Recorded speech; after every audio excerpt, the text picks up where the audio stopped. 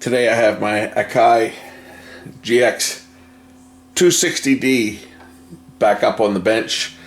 I repaired this one a few years ago when I replaced some caps in the AC induction motor circuit. As you can see, my cat is interested in this thing.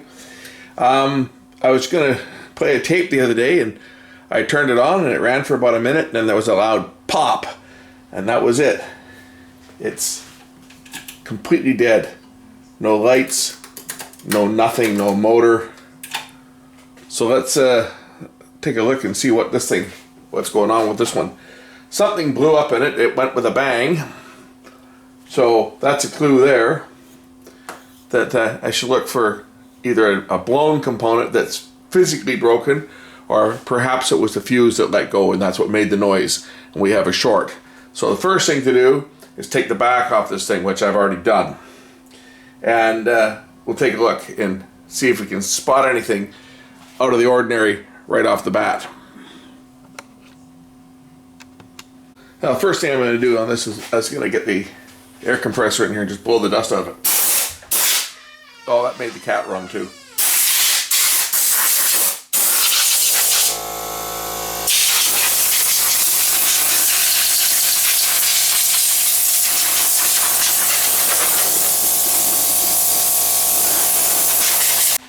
As I wait for the light to warm up here, I've put my metal halide 70 watt high power light that shines on the bench on here so that I can really create some extra light here so I can see what I'm doing. Okay, first thing we'll do is we'll check to see whether the fuse is blown. And it looks like the fuse is popped. So that's probably the noise that was heard when it went boom. It's probably the fuse when it failed. But it's not really blown bad. So I don't know whether this is just it's a 3 amp fuse, but it's not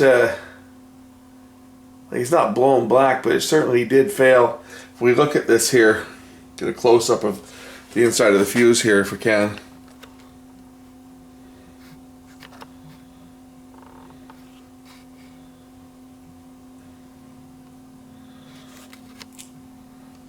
So it didn't explode like some fuses do, but it looks like we may have a short somewhere in here. First thing I'm going to do is I'm going to just check some of the big filter capacitors in the back here and see whether any of them have developed a short. So to do that, I'm going to take the top off of it.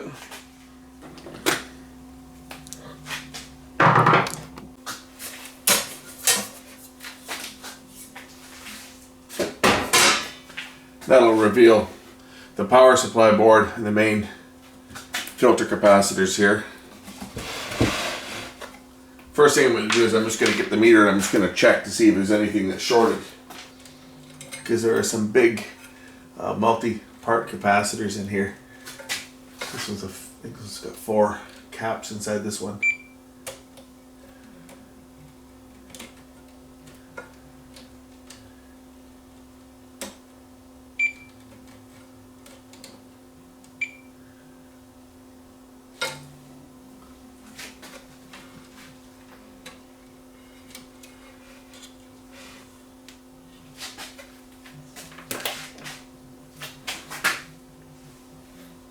Also, I'll try a new fuse before digging too far into this thing, just to see whether perhaps just the fuse was weak and that's why it blew up. I haven't put the same size of fuse in. I've actually put a smaller one in here because it was the 3 amp fuse that was in there and I didn't have a 3 amp fuse, so I've gone with a 2.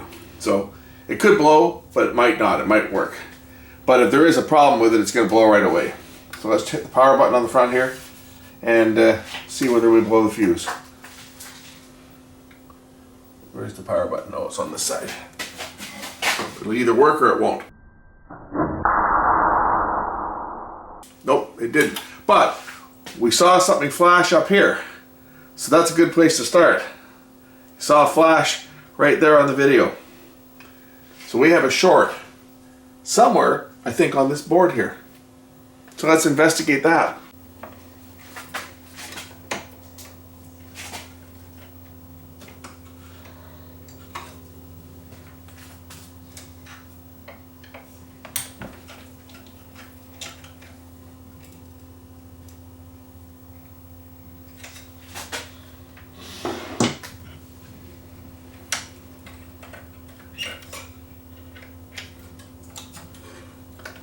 Nice thing about these old units like this, most of the old units, was that they were designed to be serviced, so you could actually remove the parts and work on them. Especially these large open reel machines here, lots of space in here to work. Okay, I saw a spark on this board here. It seemed to be coming from down in here somewhere, so maybe we have a blown diode. This is the diode block down here. So let's check and see whether one of these diodes is shorted. So it looks to be that there's 1, 2, 3, 4, 5, 6, 7, about 8. I guess there's 8 diodes on here. Let's just start by checking. There's one here that looks like this one here. If you look down here, this one looks like it actually had some arcing going to it. Oh, I'm getting a visitor.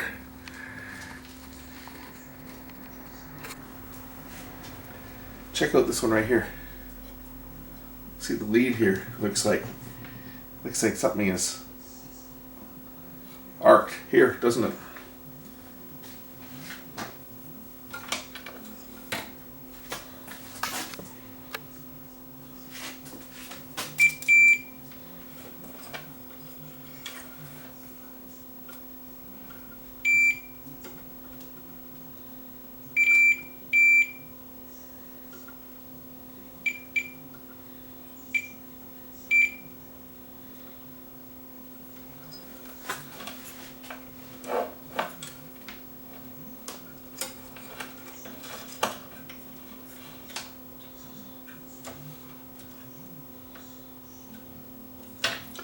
These diodes go across this way, so we'll check these ones.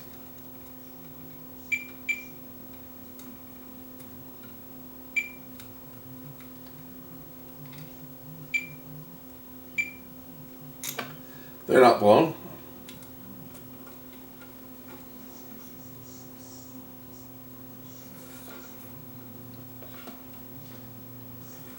There's 3 diodes down here.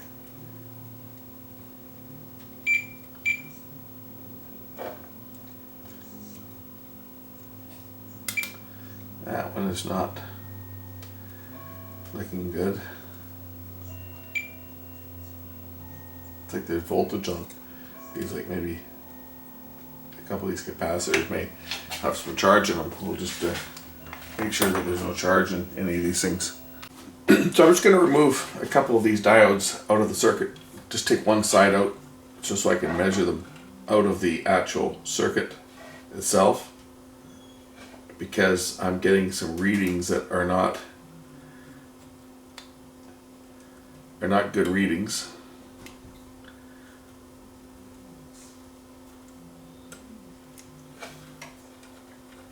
So I'm just going to remove them here. Okay. And then I can measure the 3 diodes that are on this rail here out of the circuit, so that other components that are in line here are not going to influence my readings.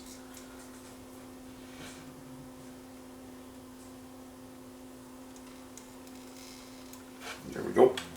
Okay, now I've got 3 diodes removed that were ones right in the vicinity where I saw that big flash of light. and we can measure the 3 diodes here separately. So here's the first one, and it's not shorted that way.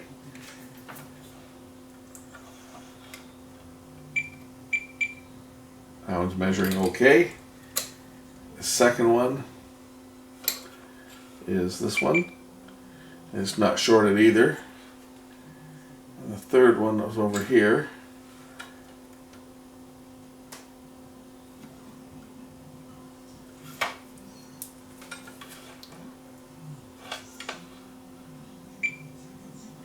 And the third one measures good too. So all 3 of those diodes in the vicinity where I saw a flash of a spark are testing good. So I'm going to just investigate a little more and see if there's something that's shorting. Obviously we've got a dead short here somewhere because it blew that fuse immediately, which is kind of what happened when I turned the thing on. None of the caps are shorted there. None of the diodes are shorted. Everything else looks to be in good shape. So we'll have to move on to the other side. Maybe we'll disconnect the secondary of the transformer and see whether it blows. Try to isolate what's causing the overcurrent that popped the fuse. If I look at the resistance from the power cord when I turn on the switch, I see that we have a resistance of 15.7 ohms. Now I don't know whether that's too low or too high, so I'm just going to see if I can find some service data on this thing. See what this is feeding. It should be feeding, it could be feeding this has got AC motors on it as well, so it could be feeding the motors as well as the transformer, and that would result in quite a low resistance. Also, because we are running AC motors, there will be AC capacitors, so we could have a AC capacitor failure which would cause an overload and blow a fuse right away. So we'll check those first. Okay, looking at the schematic, I see that this power supply on this thing, there's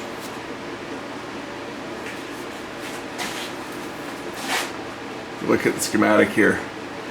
Our AC comes in, it goes through one diode, and it's filtered by this one filter right down. I can't see the number of it off the screen there, but it's C14, 330 microfarad at 200 volt. I believe that's this one. I'm just going to pull this one out. The thing is, the caps aren't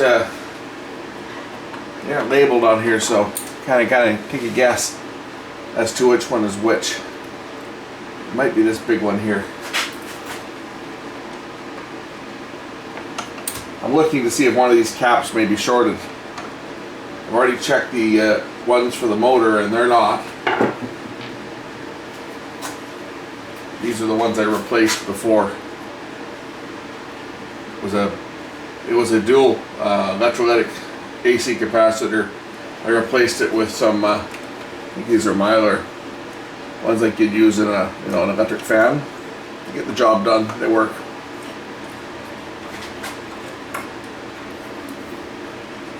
So let's see what value this one is. This one is, yeah, this is going to be the one here. 200 volts, 330 microfarads. Just going to check this one and see if this one's shorted. So to measure this bad boy, we're just going to disconnect one lead. The negative lead, which incidentally is the red wire on this. The yellow wire goes to the positive lead. Go figure. Just put my meter in capacitance mode and check this. Now it's 330 microfarads, but it can probably measure a lot higher than that. Here we are, 449, 450 microfarads. And that would still be within specifications, because back in the day, I mean, 20% was probably a pretty conservative number, and capacitors could generally be a lot more. Like this thing could be as low as maybe 300 and still be within spec, and as high as 450, 500 on the other side. So they're always a little bigger than what they say they are. It's just that's the way capacitors were rated, and especially the old ones. It hasn't lost any capacity. And if I go into resistance, just make sure it's shorted here, discharged, and as you can see, it's not shorted.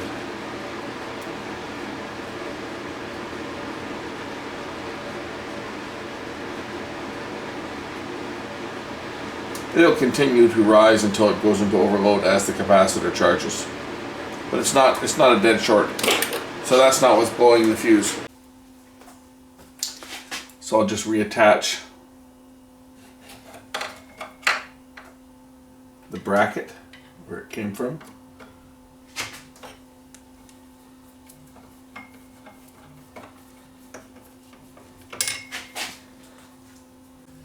Okay, another capacitor that's of interest, I'm back onto the power supply board here, is this one here, C4. It's a 470 35 volt capacitor, but if we look at the schematic, if I zoom the camera in here so you guys can see how this thing is wired, you'll notice that it's on the primary side of the transformer. So I'll try and hold this still so you guys can study this. But here's our primary side here, and you'll notice that we have our secondary windings over here, which go through the diode block and the regulator. There's a 24 volt and a 5 volt winding, but we also have this 25 volt tap, which is taken right off the primary side, and it comes down through D6 and into C4, 470 35 volts, and then through D7, and then it'll exit this board on the black gray, and it ends up down here into switch number 1, which is part of the reverse and brake plunger to start and stop the machine. And it's interesting because when it blew, I had just hit the play button, or no, actually I just hit the fast forward and I hit stop, and when I hit stop, that's when it popped. So we may have a problem in here. There may be a short inside this circuit here, but I'm going to do some investigating around this C4 to see where we're drawing too much power, because it popped that 2 amp fuse, which incidentally is the correct value. This thing had a 3 amp fuse in it when I took the fuse out, and I've never changed the fuse on this unit since I've owned it. I've had this unit since about 1980, I guess. I've owned this unit. 80 or, no, maybe 81. I'm going to say 81. This unit's from 1973. I bought it used, but it was 9 or 10 years old when I bought it. 81, maybe 82, somewhere in there. I've had this for a long time. And it hasn't acted up. Oh, what? Well, I shouldn't say that. I have changed all the caps. The run capacitors for the motors have all been changed because it lost its torque. But this is the first time it's actually had a failure which caused the fuse to blow. So let's check this capacitor out here. Check that for shorts, and I'm going to disconnect the lead going into the solenoid here. And we'll see if it pops a fuse when I've disconnected this part of the circuit. So what I'm going to do is I checked the capacitor. It's fine. There's no shorts there. What I'm going to do is I'm going to lift the wire right here where it goes into the brake solenoid control and see whether we still overload. Actually, I'll measure that first and see if there's a short between ground and that wire, but then I'm going to test it and see whether the thing goes into overload. So we'll try firing it up again, this time with the circuit disconnected. And we'll see whether it pops the fuse. I'm going to power it up at about 90 volts instead of 120. And we'll see whether we blow a fuse again on this unit. Just want to make sure nothing's going to touch here.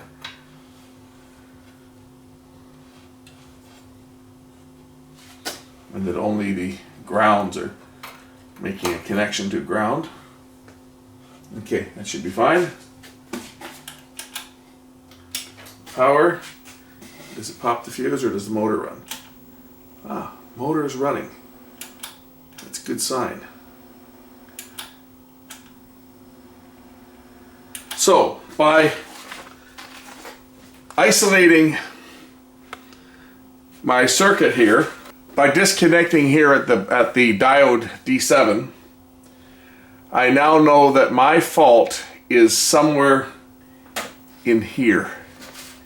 Either there's a switch that's gone bad, or one of these capacitor resistor combinations which are used to kill any surge from the plungers, or perhaps D1, D2, D3, these diodes here on the solenoids may have shorted, and now is giving me a dead short. Although when I measure it, I don't detect any shorts.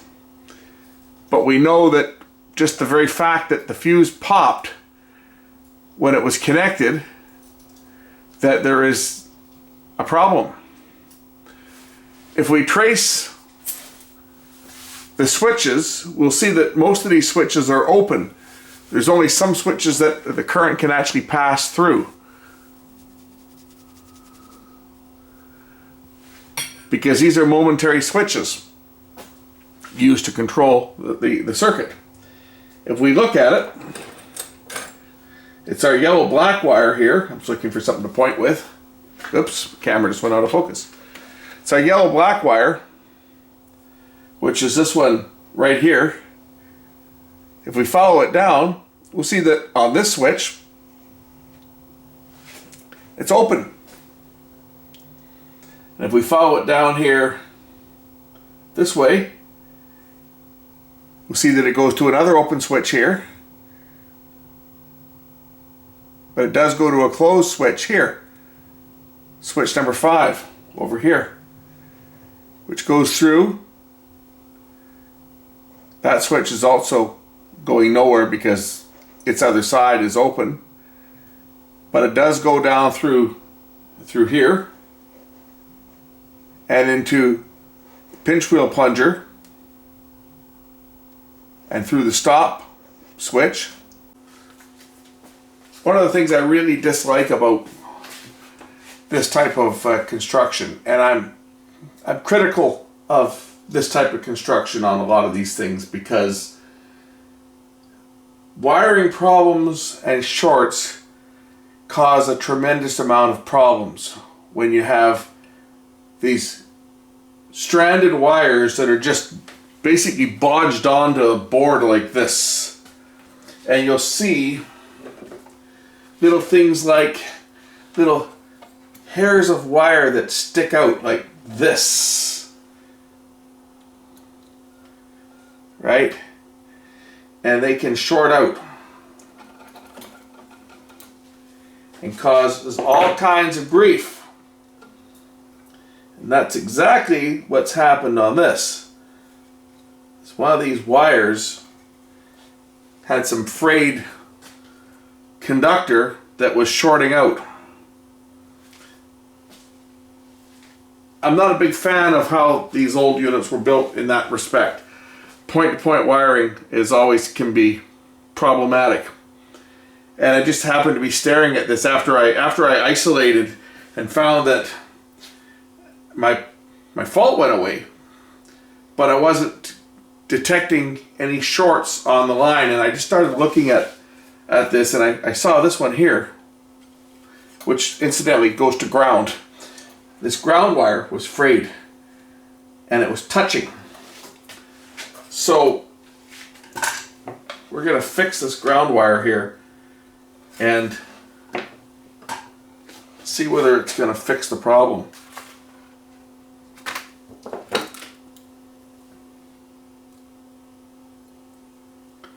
Now this unit hasn't been, I've worked on this unit before, but I haven't worked on this board.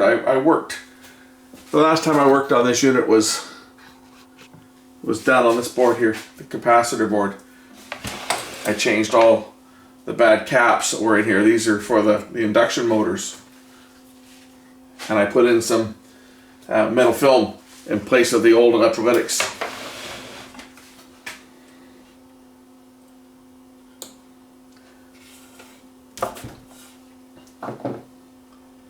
I'm just going to reconnect this one, and then we'll test this thing and see whether it does. See what still blows the fuse. I've spent too much time already on this thing today.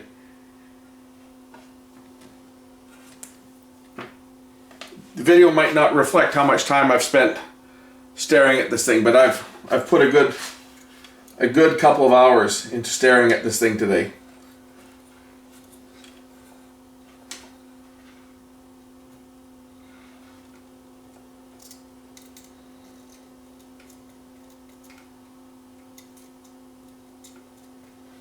Because I had to go find the service manual, print it up,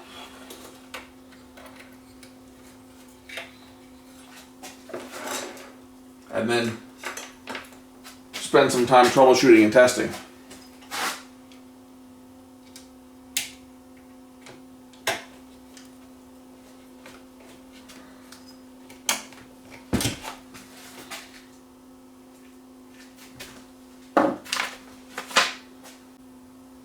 I'm just going to have another good look at this and make sure that nothing else is frayed and touching here.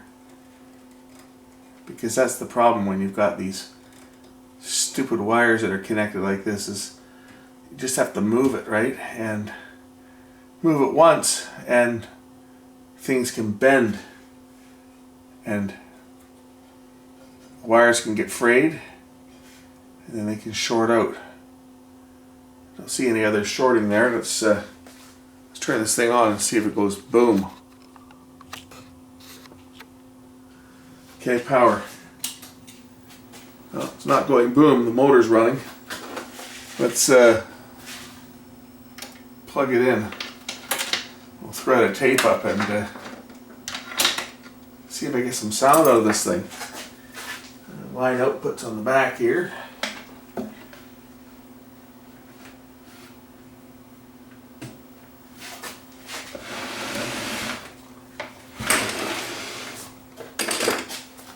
Gotta go find a reel-to-reel tape.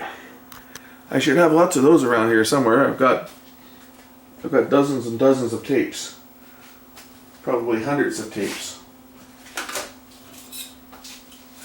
My nice Sony metal take-up spool. We'll find a tape to play on this thing. See if it'll do anything. Now I have absolutely no idea what is on these tapes. These were my dad's tapes. He had an Akai 1710W, which is of course now mine, and he collected all kinds of music over the years. So I have no idea what's on this tape. This is one of his old tapes, along with many others that I'm someday going to put onto CD or something, or put onto the computer. I have no idea what's here. Let's find out. Then it's slow speed, I'm sure, because my dad used to record everything in slow speed. There we go.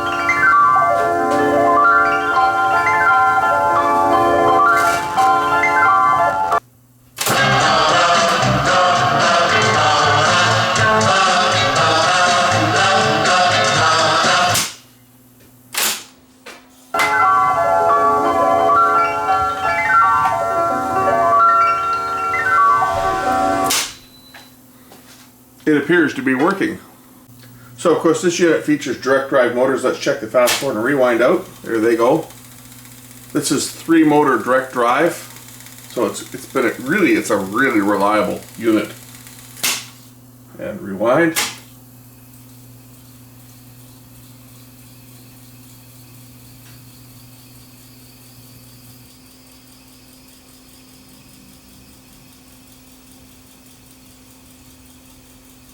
It slows down when it gets close to the beginning, by the way.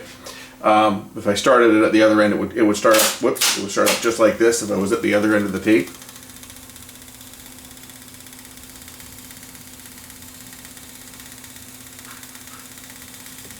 Nice thing about these being AC motors is that you can throw them from one mode into another and it won't hurt them.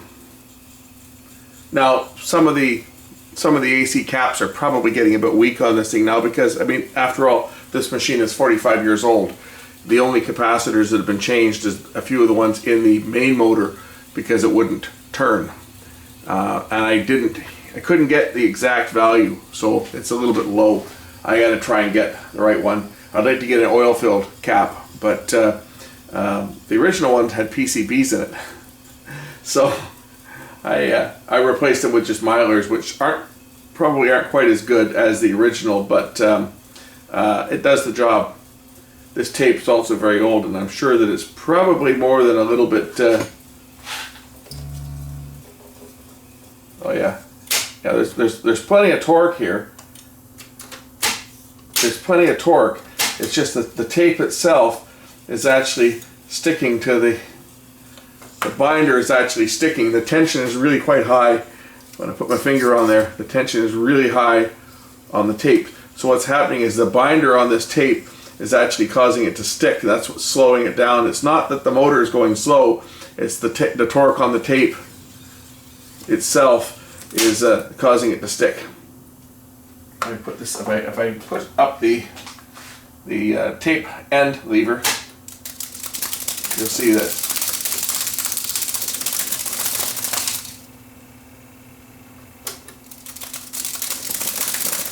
see what I mean? It's just the